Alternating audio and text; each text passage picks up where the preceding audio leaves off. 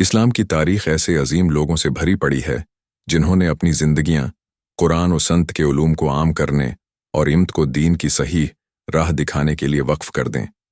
انہی ہستیوں میں ایک تابناک نام امام اعظم ابو حنیفہ کا ہے، جنہیں اللہ تعالی نے فقہ اسلامی کا امام بنایا۔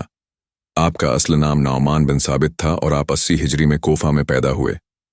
کوفہ اس وقت علم و معرفت کا مرکز تھا، جہاں صحابہ کرام اور تابعین نے علم پھیلایا، اور وہیں سے امام ابو حنیفہ نے علم حاصل کیا۔ آپ تابعی ہیں، یعنی آپ نے صحابہ کرام کی زیارت کی اور ان کے شاگردوں سے براہ راست علم حاصل کیا۔ امام ابو حنیفہ نے فقہ میں جو عظیم کارنامہ سر انجام دیا، وہ یہ تھا کہ آپ نے قرآن و سنت کی روشنی میں مسائل کا ایسا منظم اور اصولی ڈھانچہ قائم کیا جس سے امت کو قیامت تک کے لیے رہنمائی ملتی رہے گی۔ آپ کے فقہی اصول آج بھی حنفی فقہ کی بنیاد ہیں۔ آپ نے اپنی زندگی کو قرآن و سنت کے فہم اور اس کے عملی نفاذ کے لیے وقف کر دیا۔ آپ کے شاگردوں کی ایک بڑی جماعت تھی جنہوں نے آپ کے علم کو پوری دنیا میں پھیلایا، جن میں امام ابو یوسف اور امام محمد جیسے بڑے فقہا شامل ہیں۔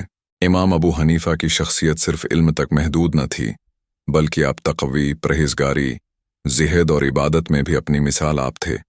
آپ کے بارے میں مشہور ہے کہ آپ نے 40 سال تک عشاء کی نماز کے وضو سے فجر کی نماز ادا کی۔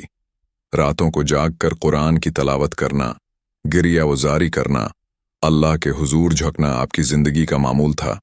آپ کے دل میں قرآن و سنت کی محبت اور اللہ کا خوف اس قدر تھا کہ جب خلیفہ نے آپ کو قاضی القضاء، چیف جسٹس کا عہدہ پیش کیا تو آپ نے قبول نہ کیا، کیونکہ آپ جانتے تھے کہ اس عہدے کو قبول کرنے کا مطلب حکمرانوں کی خواہشات کے مطابق فیصلے کرنا ہوگا۔ آپ نے فرمایا، اگر میں ان کی خواہش کے مطابق فیصلے کروں تو اللہ کے ہاں جواب نہیں دے سکوں گا، اور اگر حق کے مطابق فیصلے کروں تو وہ مجھے جینے نہیں دیں گے۔ آپ کی فقہی بصیرت کی مثال یہ ہے کہ آپ نے مسائل کو محض ایک زمانے یا جگہ تک محدود نہ رکھا، بلکہ آنے والے وقت کے حالات کو بھی سامنے رکھا۔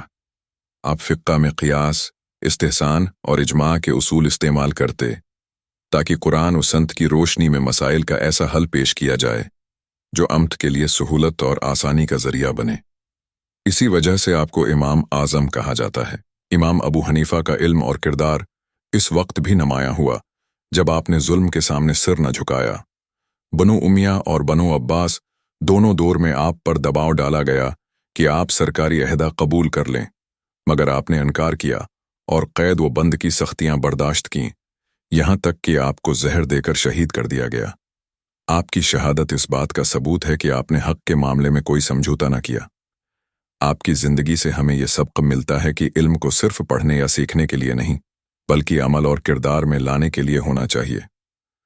امام ابو حنیفہ نے امت کو یہ تعلیم دی کہ دین آسانی کا نام ہے، سہولت کا نام ہے، اور فقہ کا مقصد انسان کو تنگی میں ڈالنا نہیں، بلکہ آسانی اور نجات کی راہ دکھانا ہے۔ آج دنیا کے کروڑوں مسلمان حنفی فقہ پر عمل کرتے ہیں، اور یہ سب آپ کے خالص اخلاص اور محنت کا نتیجہ ہے۔ ربیعہ الاول کی طرح امام ابو حنیفہ کی زندگی بھی ہمیں یہ سبق دیتی ہے کہ دین کو زندہ رکھنے کے لیے قربانی، استقامت اور تقوی ضروری ہے۔ اگر ہم ان کی سیرت کو اپنی عملی زندگی میں اپنائیں تو نہ صرف ہمارے مسائل آسان ہو سکتے ہیں، بلکہ ہمارا ایمان اور عمل بھی مضبوط ہو سکتا ہے۔ امام اعظم ابو حنیفہ کی یہ روشنی قیامت تک امت کے لیے مینار نور ہے۔